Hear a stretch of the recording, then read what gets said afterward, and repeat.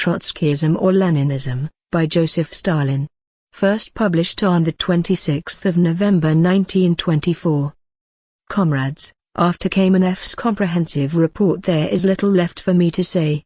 I shall therefore confine myself to exposing certain legends that are being spread by Trotsky and his supporters about the October uprising, about Trotsky's role in the uprising, about the party and the preparation for October, and so forth. I shall also touch upon Trotskyism as a peculiar ideology that is incompatible with Leninism, and upon the party's tasks in connection with Trotsky's latest literary pronouncements. Part 1. The facts about the October uprising. First of all, about the October uprising. Rumors are being vigorously spread among members of the party that the Central Committee as a whole was opposed to an uprising in October 1917. The usual story is that on October 10, when the Central Committee adopted the decision to organize the uprising, the majority of the Central Committee at first spoke against an uprising, but, so the story runs, at that moment a worker burst in on the meeting of the Central Committee and said, "You are deciding against an uprising, but I tell you that there will be an uprising all the same, in spite of everything." And so, after that threat, the story runs, the Central Committee, which is alleged to have become frightened, raised the question of an uprising afresh and adopted a decision to organize it. This is not merely a rumor, comrades. It is related by the well-known John Reed in his book 10 Days. Reed was remote from our party and, of course, could not know the history of our secret meeting on October 10, and, consequently, he was taken in by the gossip spread by people like Sukhanov. This story was later passed round and repeated in a number of pamphlets written by Trotskyites, including one of the latest pamphlets on October written by Sikhin. These rumors have been strongly supported in Trotsky's latest literary pronouncements. It scarcely needs proof that all these and similar Arabian Nights fairy tales are not in accordance with the truth, that in fact nothing of the kind happened, nor could have happened, at the meeting of the Central Committee.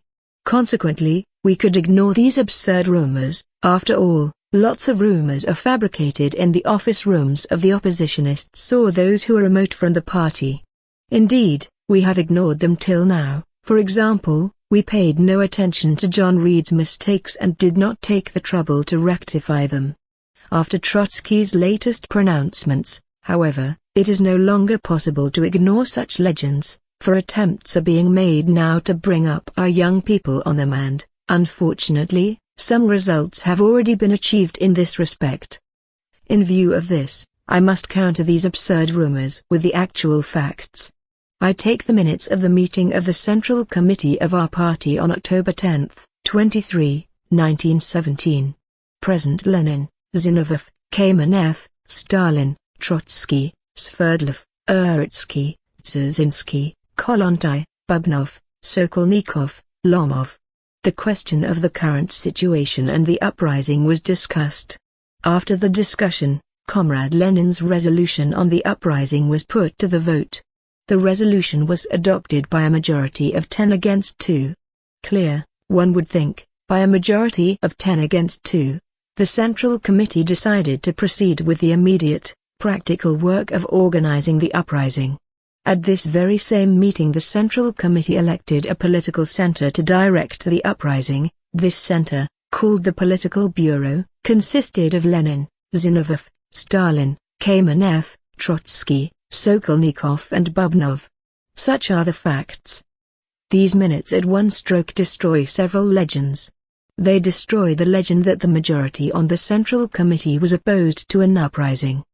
They also destroy the legend that on the question of the uprising the Central Committee was on the verge of a split. It is clear from the minutes that the opponents of an immediate uprising, Kamenev and Zinoviev, were elected to the body that was to exercise political direction of the uprising on a par with those who were in favor of an uprising. There was no question of a split, nor could there be. Trotsky asserts that in October our party had a right wing in the persons of Kamenev and Zinoviev, who, he says, were almost social democrats. What one cannot understand then is how, under those circumstances, it could happen that the party avoided a split, How it could happen that the disagreements with Kamenev and Zinoviev lasted only a few days, how it could happen that, in spite of those disagreements, the party appointed these comrades to highly important posts, elected them to the political center of the uprising, and so forth. Lenin's implacable attitude towards Social Democrats is sufficiently well known in the party. The party knows that Lenin would not for a single moment have agreed to have social democratically minded comrades in the party, let alone in highly important posts. How, then, are we to explain the fact that the party avoided a split? The explanation is that in spite of the disagreements, these comrades were old Bolsheviks who stood on the common ground of Bolshevism. What was that common ground? Unity of views on the fundamental questions. The character of the Russian Revolution, the driving forces of the revolution, the role of the peasantry, the principles of party leadership, and so forth. Had there not been this common ground, a split would have been inevitable. There was no split, and the disagreements lasted only a few days, because, and only because, Kamenev and Zinoviev were Leninists, Bolsheviks. Let us now pass to the legend about Trotsky's special role in the October uprising. The Trotskyites are vigorously spreading rumors that Trotsky inspired and was the sole leader of the October uprising. These rumors are being spread with exceptional zeal by the so-called editor of Trotsky's works, Lentzner. Trotsky himself, by consistently avoiding mention of the party, the Central Committee and the Petrograd Committee of the party, by saying nothing about the leading role of these organizations in the uprising and vigorously pushing himself forward as the central figure in the October uprising, voluntarily or involuntarily helps to spread the rumors about the special role he is supposed to have played in the uprising. I am far from denying Trotsky's undoubtedly important role in the uprising. I must say, however, that Trotsky did not play any special role in the October uprising, nor could he do so, being chairman of the Petrograd Soviet. He merely carried out the will of the appropriate party bodies, which directed every step that Trotsky took. To Philistines like Sukhanov, all this may seem strange, but the facts, the true facts, wholly and fully confirm what I say. Let us take the minutes of the next meeting of the Central Committee, the one held on October 16, 29, 1917. Present, the members of the Central Committee, plus representatives of the Petrograd Committee, plus representatives of the military organization, factory committees, trade unions and the railwaymen.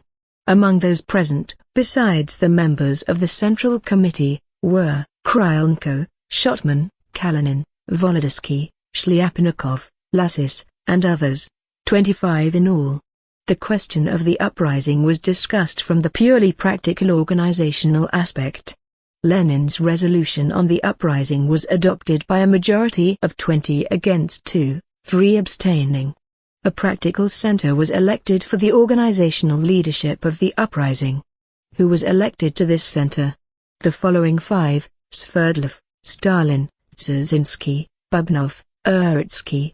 The functions of the practical center, to direct all the practical organs of the uprising in conformity with the directives of the Central Committee.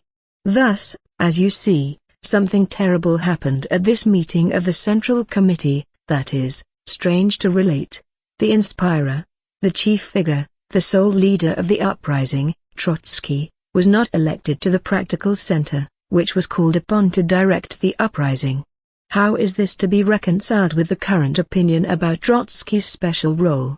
Is not all this somewhat strange, as Sukhanov, or the Trotskyites, would say? And yet, strictly speaking, there is nothing strange about it, for neither in the party, nor in the October uprising, did Trotsky play any special role, nor could he do so, for he was a relatively new man in our party in the period of October. He, like all the responsible workers, merely carried out the will of the Central Committee and of its organs. Whoever is familiar with the mechanics of Bolshevik party leadership will have no difficulty in understanding that it could not be otherwise. It would have been enough for Trotsky to have gone against the will of the Central Committee to have been deprived of influence on the course of events. This talk about Trotsky's special role is a legend that is being spread by obliging party gossips. This, of course, does not mean that the October uprising did not have its inspirer. It did have its inspirer and leader, but this was Lenin, and none other than Lenin, that same Lenin whose resolutions the Central Committee adopted when deciding the question of the uprising, that same Lenin who, in spite of what Trotsky says, was not prevented by being in hiding from being the actual inspirer of the uprising. It is foolish and ridiculous to attempt now, by gossip about Lenin having been in hiding, to obscure an indubitable fact that the inspirer of the uprising was the leader of the party, v.i. Lenin. Such are the facts. Granted, we are told, but it cannot be denied that Trotsky fought well in the period of October. Yes, that is true, Trotsky did, indeed, fight well in October, but Trotsky was not the only one who fought well in the period of October. Even people like the left socialist revolutionaries, who then stood side by side with the Bolsheviks, also fought well. In general, I must say that in the period of a victorious uprising, when the enemy is isolated and the uprising is growing, it is not difficult to fight well. At such moments even backward people become heroes. The proletarian struggle is not, however, an uninterrupted advance, an unbroken chain of victories. The proletarian struggle also has its trials, its defeats. The genuine revolutionary is not one who displays courage in the period of a victorious uprising, but one who, while fighting well during the victorious advance of the revolution, also displays courage when the revolution is in retreat, when the proletariat suffers defeat, who does not lose his head and does not funk when the revolution suffers reverses, when the enemy achieves success, who does not become panic-stricken or give way to despair when the revolution is in a period of retreat. The left socialist revolutionaries did not fight badly in the period of October, and they supported the Bolsheviks. But who does not know that those brave fighters became panic-stricken in the period of Brest, when the advance of German imperialism drove them to despair and hysteria?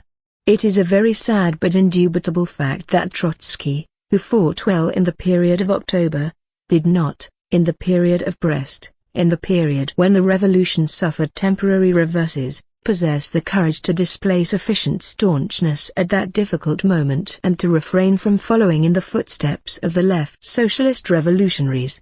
Beyond question, that moment was a difficult one. One had to display exceptional courage and imperturbable coolness not to be dismayed, to retreat in good time, to accept peace in good time, to withdraw the proletarian army out of range of the blows of German imperialism, to preserve the peasant reserves and, after obtaining a respite in this way, to strike at the enemy with renewed force.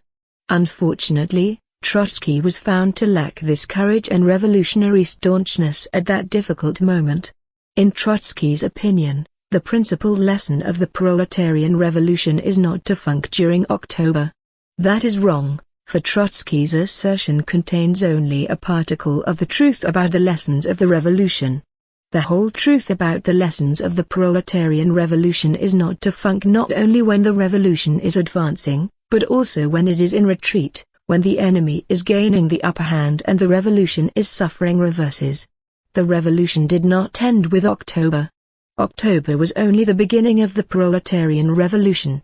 It is bad to funk when the tide of insurrection is rising, but it is worse to funk when the revolution is passing through severe trials after power has been captured. To retain power on the morrow of the revolution is no less important than to capture power. If Trotsky funked during the period of Brest, when our revolution was passing through severe trials, when it was almost a matter of surrendering power, he ought to know that the mistakes committed by Kamenevans in Lvov in October are quite irrelevant here. That is how matters stand with the legends about the October uprising. Part 2. The Party and the Preparation for October. Let us now pass to the question of the preparation for October.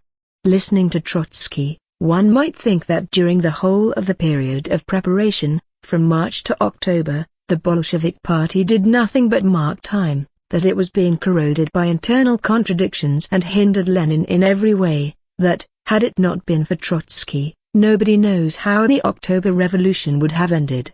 It is rather amusing to hear this strange talk about the party from Trotsky, who declares in this same preface to Volume 3 that the chief instrument of the proletarian revolution is the party, that without the party, apart from the party, bypassing the party, with a substitute for the party, the proletarian revolution cannot be victorious. Allah himself would not understand how our revolution could have succeeded if its chief instrument proved to be useless, while success was impossible, as it appears, bypassing the party. But this is not the first time that Trotsky treats us to oddities. It must be supposed that this amusing talk about our party is one of Trotsky's usual oddities. Let us briefly review the history of the preparation for October according to periods. 1. The period of the party's new orientation, March to April. The major facts of this period: A. The overthrow of Tsarism, B. The formation of the provisional government, dictatorship of the bourgeoisie, c. The appearance of Soviets of workers and soldiers deputies, dictatorship of the proletariat and peasantry, d. Dual power, e. The April demonstration, f. The first crisis of power. The characteristic feature of this period is the fact that there existed together, side by side and simultaneously, both the dictatorship of the bourgeoisie and the dictatorship of the proletariat and peasantry. The latter trusts the former, believes that it is striving for peace, voluntarily surrenders power to the bourgeoisie and thereby becomes an appendage of the bourgeoisie. There are as yet no serious conflicts between the two dictatorships. On the other hand, there is the Contact Committee. 1. This was the greatest turning point in the history of Russia and an unprecedented turning point in the history of our party. The old, pre-revolutionary platform of direct overthrow of the government was clear and definite, but it was no longer suitable for the new conditions of the struggle. It was now no longer possible to go straight out for the overthrow of the government, for the latter was connected with the Soviets, then under the influence of the defensists, and the party would have had to wage war against both the government and the Soviets, a war that would have been beyond its strength. Nor was it possible to pursue a policy of supporting the provisional government, for it was the government of imperialism. Under the new conditions of the struggle, the party had to adopt a new orientation. The party, its majority, groped its way towards this new orientation. It adopted the policy of pressure on the provisional government through the Soviets on the question of peace and did not venture to step forward at once from the old slogan of the dictatorship of the proletariat and peasantry to the new slogan of power to the Soviets. The aim of this halfway policy was to enable the Soviets to discern the actual imperialist nature of the provisional government on the basis of the concrete questions of peace, and in this way to wrest the Soviets from the provisional government. But this was a profoundly mistaken position, for it gave rise to pacifist illusions, brought grist to the mill of defensism and hindered the revolutionary education of the masses. At that time I shared this mistaken position with other party comrades and fully abandoned it only in the middle of April, when I associated myself with Lenin's theses. A new orientation was needed. This new orientation was given to the party by Lenin, in his celebrated April theses. 2. I shall not deal with these theses, for they are known to everybody. Were there any disagreements between the party and Lenin at that time? Yes, there were. How long did these disagreements last? Not more than 2 weeks. The city conference of the Petrograd Organization, 3, in the latter half of April, which adopted Lenin's theses, marked a turning point in our party's development. The All-Russian April Conference, 4, at the end of April, merely completed on an all-Russian scale the work of the Petrograd Conference, rallying 9/10 of the party around this united party position. Now, 7 years later, Trotsky gloats maliciously over the past disagreements among the Bolsheviks and depicts them as a struggle waged as if there were almost 2 parties within Bolshevism. But, firstly, Trotsky disgracefully exaggerates and inflates the matter, for the Bolshevik party lived through these disagreements without the slightest shock. Secondly, our party would be a caste and not a revolutionary party if it did not permit different shades of opinion in its ranks. Moreover, it is well known that there were disagreements among us even before that, for example, in the period of the Third Duma, but they did not shake the unity of our party. Thirdly, it will not be out of place to ask what was then the position of Trotsky himself, who is now gloating so eagerly over the past disagreements among the Bolsheviks. Lentzner, the so-called editor of Trotsky's works, assures us that Trotsky's letters from America, March, wholly anticipated Lenin's letters from afar, 5 March, which served as the basis of Lenin's April theses. That is what he says, wholly anticipated. Trotsky does not object to this analogy, apparently, he accepts it with thanks. But, firstly, Trotsky's letters do not in the least resemble Lenin's letters either in spirit or in conclusions, for they wholly and entirely reflect Trotsky's anti-Bolshevik slogan of No Tsar, but a workers' government, a slogan which implies a revolution without the peasantry. It is enough to glance through these two series of letters to be convinced of this. Secondly, if what Lentzner says is true, how are we to explain the fact that Lenin on the very next day after his arrival from abroad considered it necessary to dissociate himself from Trotsky? Who does not know of Lenin's repeated statements that Trotsky's slogan, No Tsar, but a workers' government, was an attempt to skip the still unexhausted peasant movement, that this slogan meant playing at the seizure of power by a workers' government? What can there be in common between Lenin's Bolshevik theses and Trotsky's anti-Bolshevik scheme with its playing at the seizure of power? And what prompts this passion that some people display for comparing a wretched hovel with Montano Blanc? For what purpose did Lentzner find it necessary to make this risky addition to the heap of old legends about our revolution of still another legend, about Trotsky's letters from America anticipating Lenin's well-known letters from afar? No wonder it is said that an obliging fool is more dangerous than an enemy. 2. The period of the revolutionary mobilization of the masses, May to August. The major facts of this period: A. The April demonstration in Petrograd and the formation of the coalition government with the participation of socialists. B. The May Day demonstrations in the principal centers of Russia with the slogan of a democratic peace. C. The June demonstration in Petrograd with the principal slogan, Down with the capitalist ministers. D. The June offensive at the front and the reverses of the Russian army. E. The July armed demonstration in Petrograd, the cadet ministers resign from the government, greater than F. Counter-revolutionary troops are called in from the front.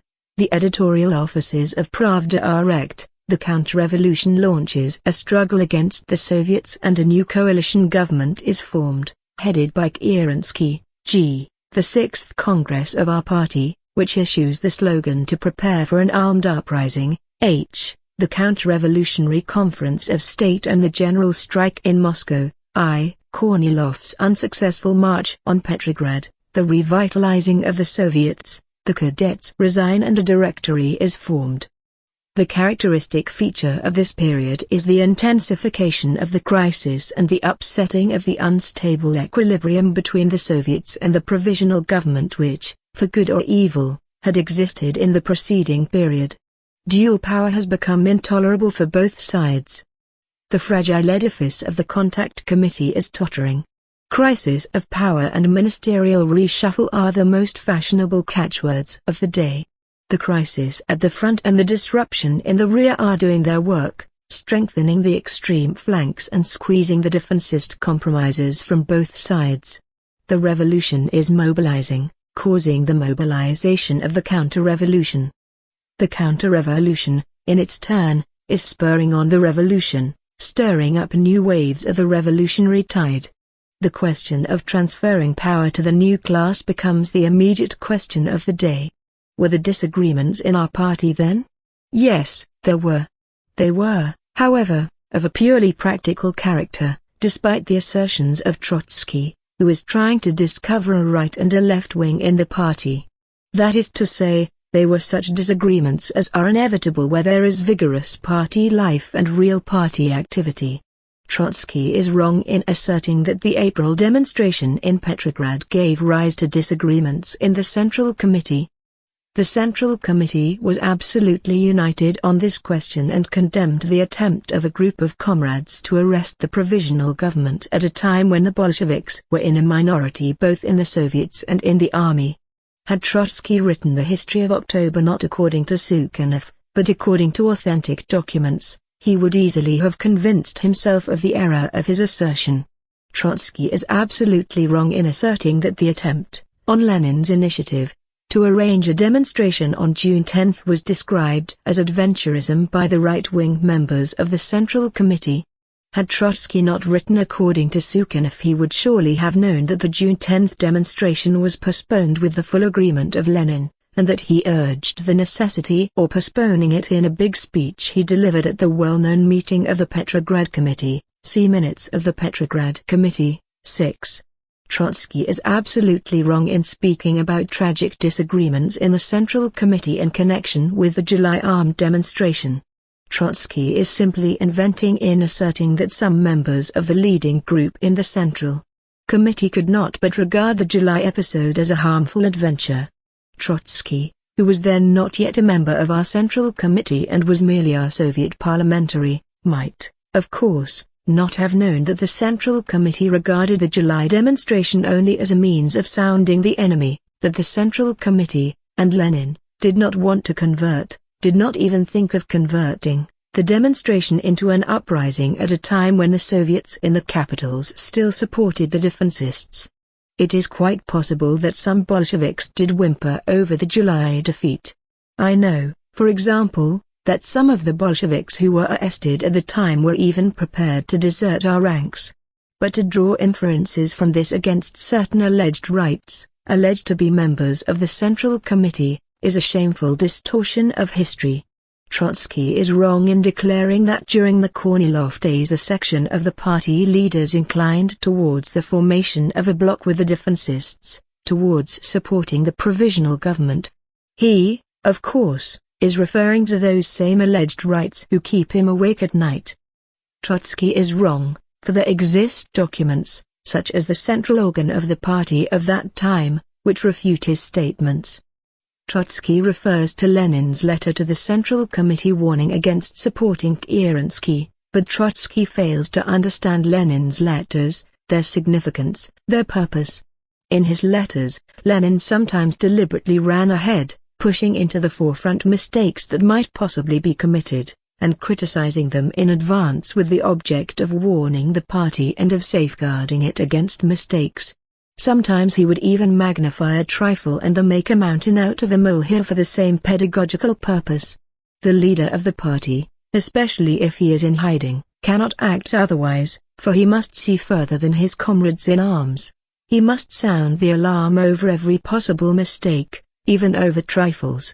But to infer from such letters of Lenin's, and he wrote quite a number of such letters, the existence of tragic disagreements and to trumpet them forth means not to understand Lenin's letters, means not to know Lenin. This, probably, explains why Trotsky sometimes is wide of the mark. In short, there were no disagreements in the Central Committee during the Kornilov revolt, absolutely none.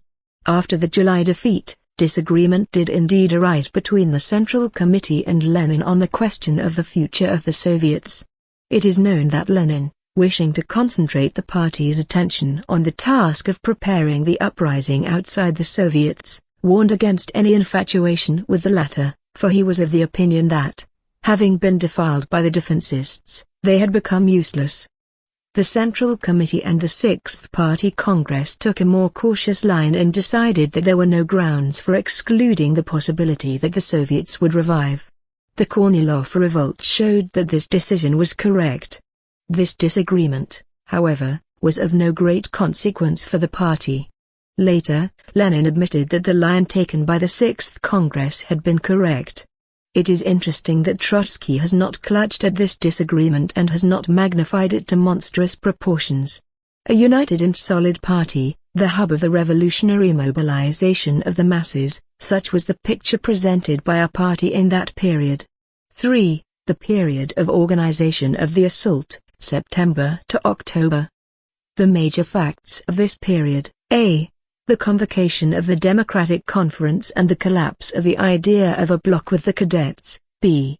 The Moscow and Petrograd Soviets go over to the side of the Bolsheviks. C. The Congress of Soviets of the Northern Region. 7. The Petrograd Soviet decides against the withdrawal of the troops. D. The decision of the Central Committee on the Uprising and the formation of the Revolutionary Military Committee of the Petrograd Soviet. E. The Petrograd garrison decides to render the Petrograd Soviet armed support. A network of commissars of the Revolutionary Military Committee is organized. F. The Bolshevik armed forces go into action. The members of the provisional government are arrested. G. The Revolutionary Military Committee of the Petrograd Soviet takes power. The Second Congress of Soviets sets up the Council of People's Commissars. The characteristic feature of this period is the rapid growth of the crisis, the utter consternation reigning among the ruling circles, the isolation of the socialist revolutionaries and the Mensheviks, and the mass flight of the vacillating elements to the side of the Bolsheviks. A peculiar feature of the tactics of the revolution in this period must be noted, namely, that the revolution strove to take every, or nearly every, step in its attack in the guise of defense. Undoubtedly, the refusal to allow the troops to be withdrawn from Petrograd was an important step in the revolution's attack. Nevertheless, this attack was carried out under the slogan of protecting Petrograd from possible attack by the external enemy. Undoubtedly, the formation of the Revolutionary Military Committee was a still more important step in the attack upon the provisional government. Nevertheless, it was carried out under the slogan of organizing Soviet control over the actions of the headquarters of the military area.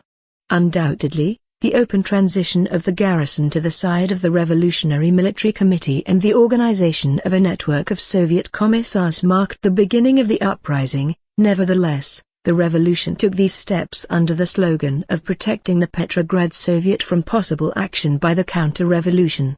The revolution, as it were, masked its actions in attack under the cloak of defense in order the more easily to draw the irresolute, vacillating elements into its orbit. This, no doubt, explains the outwardly defensive character of the speeches, articles and slogans of that period, the inner content of which, nonetheless, was of a profoundly attacking nature. Were the disagreements in the Central Committee in that period? Yes, there were, and fairly important ones at that. I have already spoken about the disagreements over the uprising. They are fully reflected in the minutes of the meetings of the Central Committee of October 10 and 16. I shall, therefore, not repeat what I have already said. 3 questions must now be dealt with: participation in the pre-parliament, the role of the Soviets in the uprising, and the date of the uprising. This is all the more necessary because Trotsky, in his zeal to push himself into a prominent place, has inadvertently misrepresented the stand Lenin took on the last 2 questions. Undoubtedly, the disagreements on the question of the pre-parliament were of a serious nature. What was, so to speak, the aim of the pre-parliament? It was to help the bourgeoisie to push the Soviets into the background and to lay the foundations of bourgeois parliamentarism. Whether the pre-parliament could have accomplished this task in the revolutionary situation that had arisen is another matter. Events showed that this aim could not be realized, and the pre-parliament itself was a Kornilovite abortion. There can be no doubt, however, that it was precisely this aim that the Mensheviks and socialist revolutionaries pursued in setting up the pre-parliament. What could the Bolsheviks' participation in the pre-parliament mean under those circumstances? Nothing but deceiving the proletarian masses about the true nature of the pre-parliament. This is the chief explanation for the passion with which Lenin, in his letters, scourged those who were in favor of taking part in the pre-parliament. There can be no doubt that it was a grave mistake to have taken part in the pre-parliament. It would be a mistake, however, to think, as Trotsky does, that those who were in favor of taking part in the pre-parliament went into it for the purpose of constructive work, for the purpose of directing the working class movement into the channel of social democracy. That is not at all the case. It is not true. Had that been the case, the party would not have been able to rectify this mistake in 2 ticks by demonstratively walking out of the pre-parliament. Incidentally, the swift rectification of this mistake was an expression of our party's vitality and revolutionary might. And now, permit me to correct a slight inaccuracy that has crept into the report of Lentzner, the editor of Trotsky's works, about the meeting of the Bolshevik group at which a decision on the question of the pre-parliament was taken. Lentzner says that there were 2 reporters at this meeting, Kamenev and Trotsky. That is not true. Actually, there were 4 reporters, 2 in favor of boycotting the pre-parliament, Trotsky and Stalin, and 2 in favor of participation, Kamenev and Nogin. Trotsky is in a still worse position when dealing with the stand Lenin took on the question of the form of the uprising. According to Trotsky, it appears that Lenin's view was that the party should take power in October independently of and behind the back of the Soviet. Later on, criticizing this nonsense, which he ascribes to Lenin, Trotsky cuts capers and finally delivers the following condescending utterance, that would have been a mistake. Trotsky is here uttering a falsehood about Lenin. He is misrepresenting Lenin's views on the role of the Soviets in the uprising. A pile of documents can be cited, showing that Lenin proposed that power be taken through the Soviets, either the Petrograd or the Moscow Soviet, and not behind the back of the Soviets.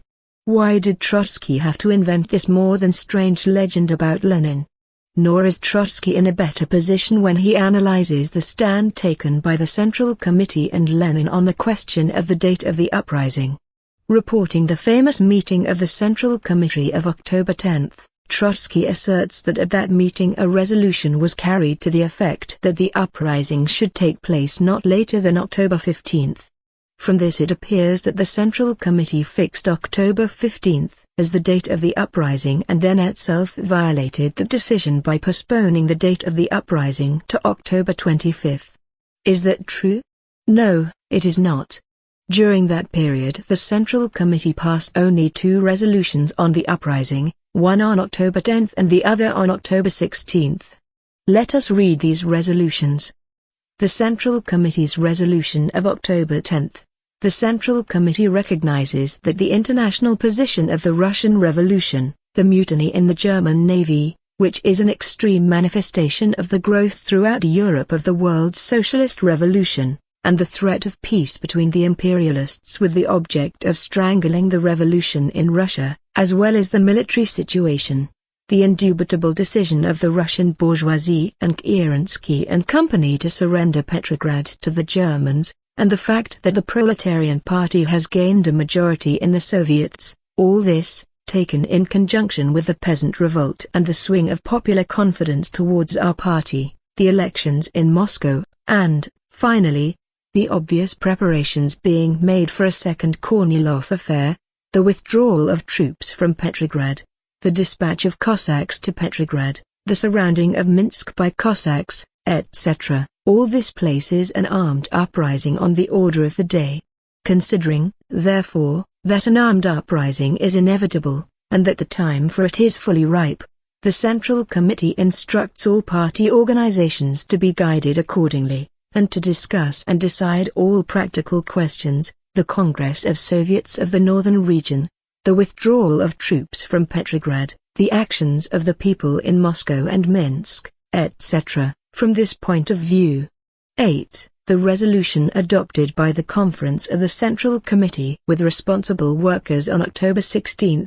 This meeting fully welcomes and wholly supports the Central Committee's resolution, calls upon all organizations and all workers and soldiers to make thorough and most intense preparations for an armed uprising and for support of the center set up by the Central Committee for this purpose, and expresses complete confidence that the Central Committee and the Soviet will in good time indicate the favorable moment and the suitable means for launching the attack.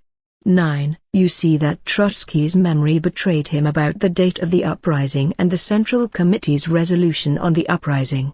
Trotsky is absolutely wrong in asserting that Lenin underrated Soviet legality, that Lenin failed to appreciate the great importance of the All-Russian Congress of Soviets taking power on October 25, and that this was the reason why he insisted that power be taken before October 25. That is not true. Lenin proposed that power be taken before October 25 for 2 reasons. Firstly, because the counter-revolutionaries might have surrendered Petrograd at any moment, which would have drained the blood of the developing uprising, and so every day was precious. Secondly, because the mistake made by the Petrograd Soviet in openly fixing and announcing the day of the uprising, October 25, could not be rectified in any other way than by actually launching the uprising before the legal date set for it. The fact of the matter is that Lenin regarded insurrection as an art, and he could not help knowing that the enemy, informed about the date of the uprising, owing to the carelessness of the Petrograd Soviet, would certainly try to prepare for that day. Consequently, it was necessary to forestall the enemy, that is, without fail to launch the uprising before the legal date. This is the chief explanation for the passion with which Lenin in his letters scourged those who made a fetish of the date, October 25. Events showed that Lenin was absolutely right. It is well known that the uprising was launched prior to the All-Russian Congress of Soviets. It is well known that power was actually taken before the opening of the All-Russian Congress of Soviets, and it was taken not by the Congress of Soviets, but by the Petrograd Soviet, by the Revolutionary Military Committee. The Congress of Soviets merely took over power from the Petrograd Soviet. That is why Trotsky's lengthy arguments about the importance of Soviet legality are quite beside the point. A virile and mighty party standing at the head of the revolutionary masses who were storming and overthrowing bourgeois rule, such was the state of our party in that period. That is how matters stand with the legends about the preparation for October. Part 3. Trotskyism or Leninism. We have dealt above with the legends directed against the party and those about Lenin spread by Trotsky and his supporters in connection with October and the preparation for it. We have exposed and refuted these legends. But the question arises, for what purpose did Trotsky need all these legends about October and the preparation for October, about Lenin and the party of Lenin? What is the purpose of Trotsky's new literary pronouncements against the party? What is the sense, the purpose, the aim of these pronouncements now, when the party does not want a discussion, when the party is busy with a host of urgent tasks, when the party needs united efforts to restore our economy and not a new struggle around old questions? For what purpose does Trotsky need to drag the party back to new discussions? Trotsky asserts that all this is needed for the purpose of studying October. But is it not possible to study October without giving another kick at the party and its leader Lenin? What sort of a history of October is it that begins and ends with attempts to discredit the chief leader of the October uprising, to discredit the party, which organized and carried through the uprising? No, it is not a matter here of studying October. That is not the way to study October. That is not the way to write the history of October. Obviously, there is a different design here, and everything goes to show that this design is that Trotsky by his literary pronouncements is making another, yet another, attempt to create the conditions for substituting Trotskyism for Leninism. Trotsky needs desperately to discredit the party, and its cadres who carried through the uprising, in order, after discrediting the party, to proceed to discredit Leninism. And it is necessary for him to discredit Leninism in order to drag in Trotskyism as the sole proletarian, don't laugh, ideology. All this, of course, oh, of course, under the flag of Leninism, so that the dragging operation may be performed as painlessly as possible. That is the essence of Trotsky's latest literary pronouncements. That is why those literary pronouncements of Trotsky's sharply raise the question of Trotskyism. And so, what is Trotskyism?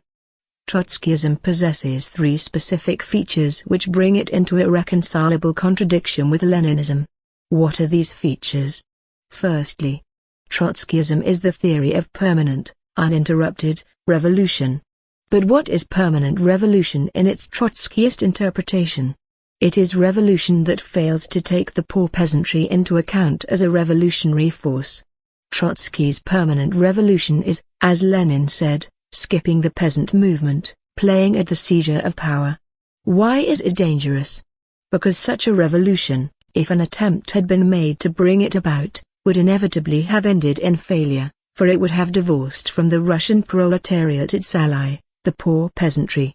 This explains the struggle that Leninism has been waging against Trotskyism ever since 1905. How does Trotsky appraise Leninism from the standpoint of this struggle? He regards it as a theory that possesses anti-revolutionary features. What is this indignant opinion about Leninism based on?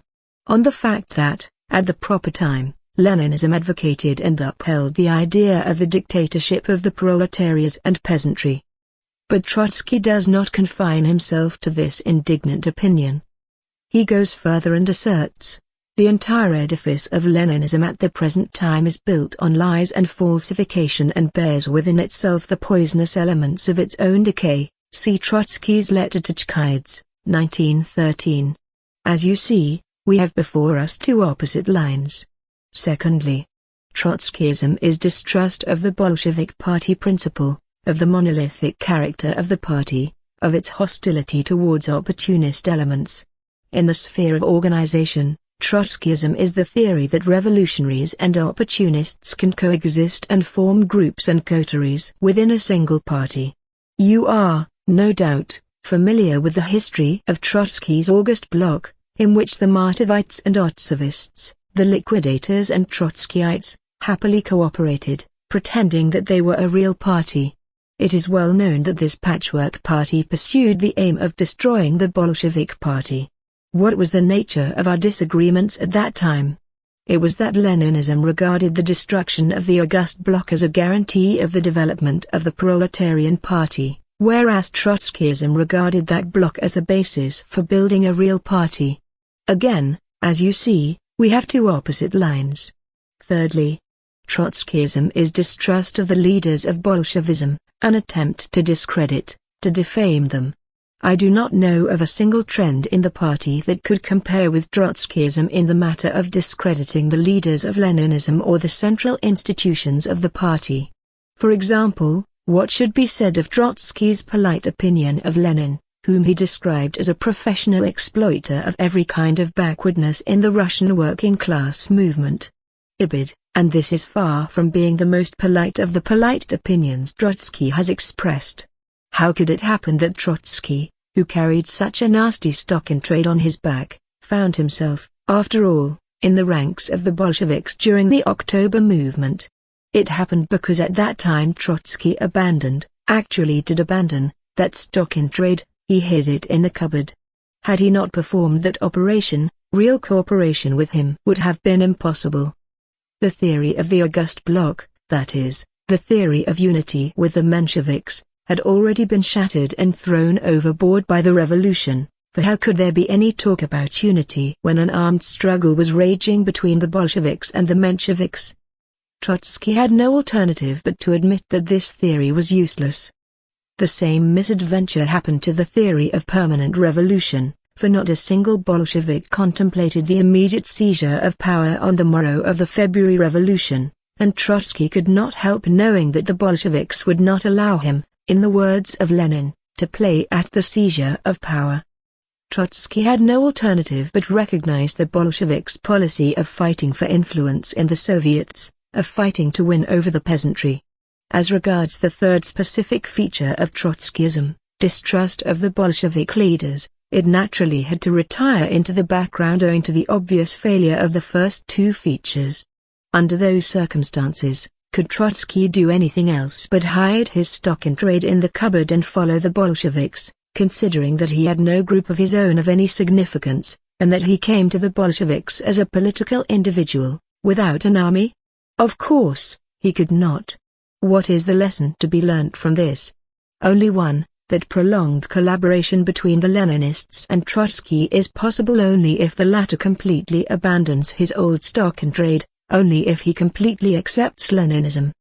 Trotsky writes about the lessons of October, but he forgets that, in addition to all the other lessons, there is one more lesson of October, the one I have just mentioned, which is of prime importance for Trotskyism. Trotskyism ought to learn that lesson of October too. It is evident, however, that Trotskyism has not learned that lesson. The fact of the matter is that the old stock in trade of Trotskyism that was hidden in the cupboard in the period of the October movement is now being dragged into the light again in the hope that a market will be found for it, seeing that the market in our country is expanding.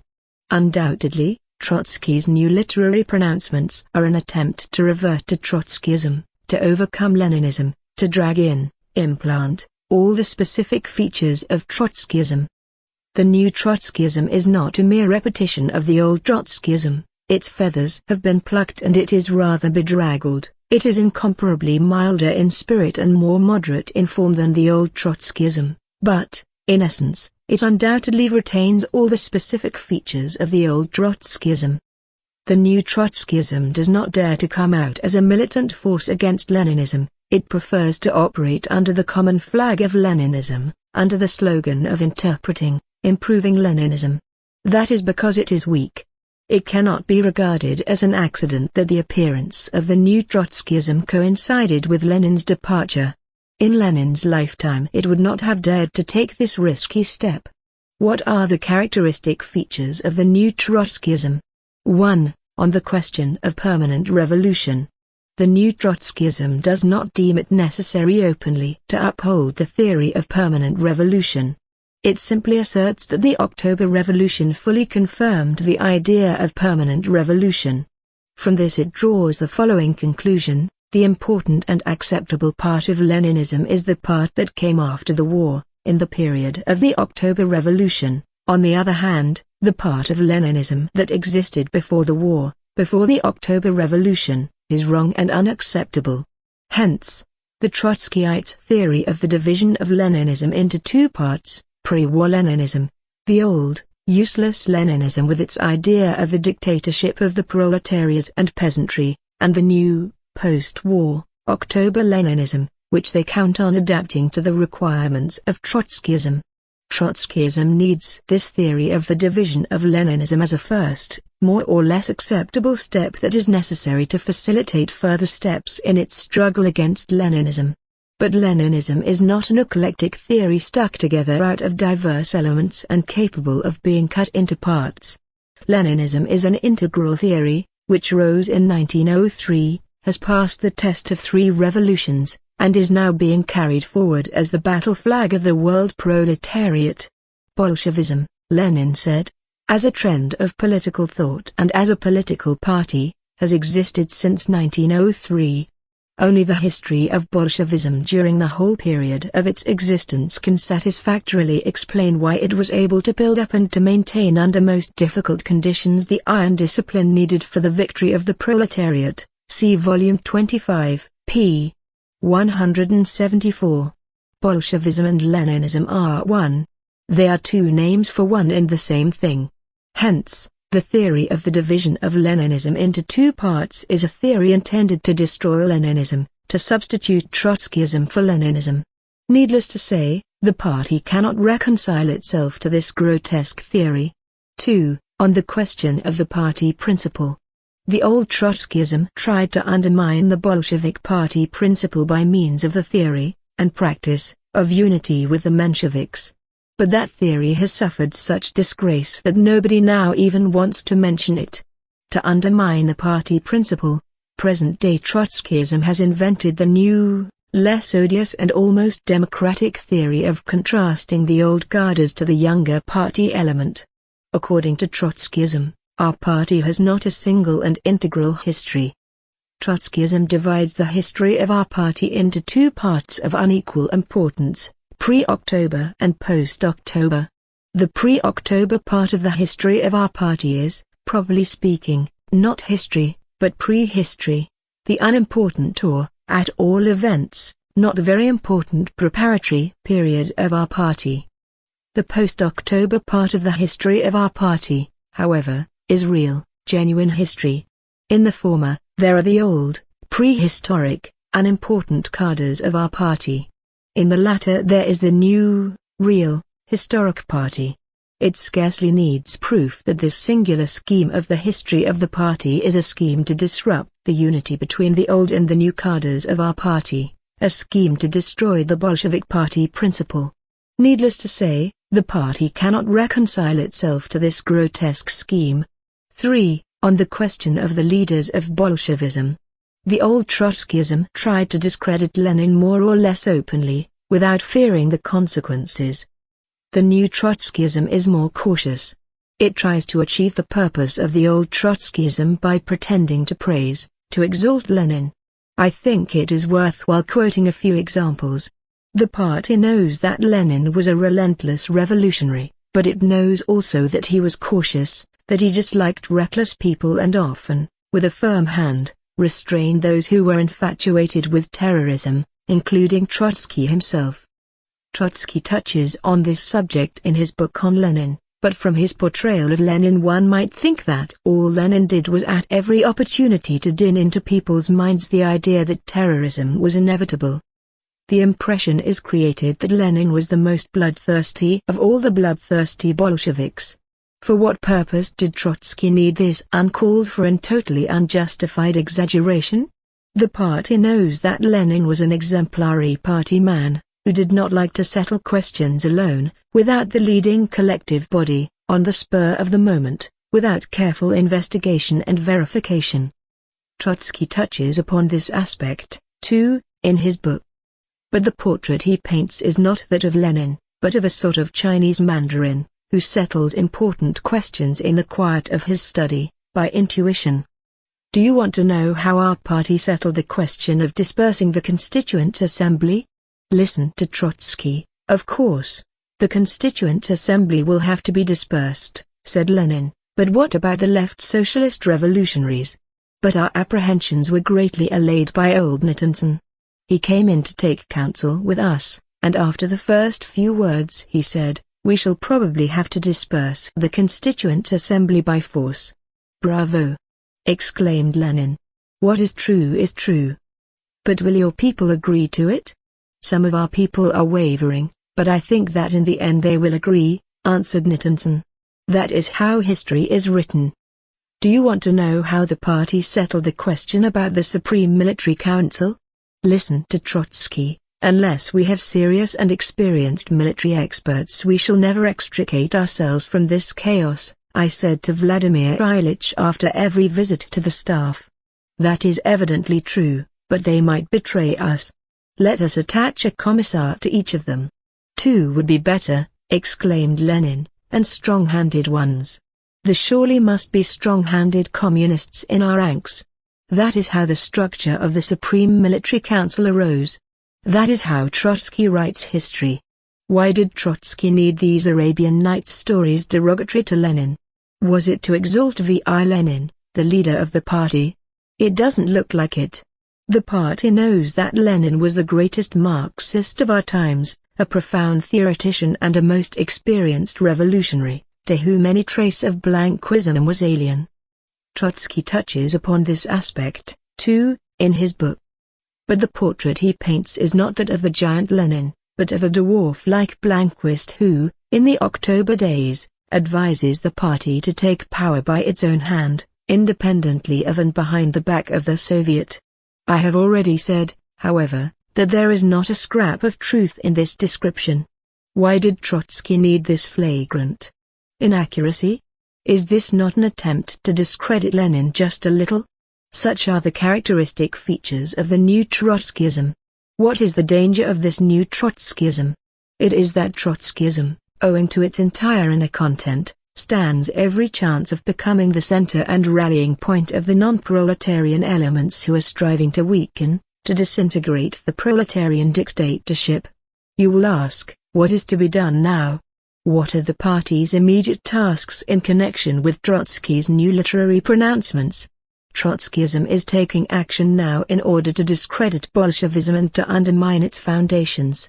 It is the duty of the party to bury Trotskyism as an ideological trend. There is talk about repressive measures against the opposition and about the possibility of a split. That is nonsense, comrades. Our party is strong and mighty.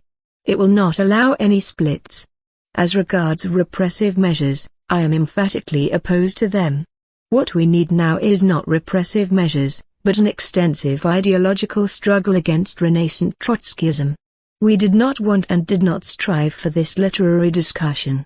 Trotskyism is forcing it upon us by its anti-Leninist pronouncements.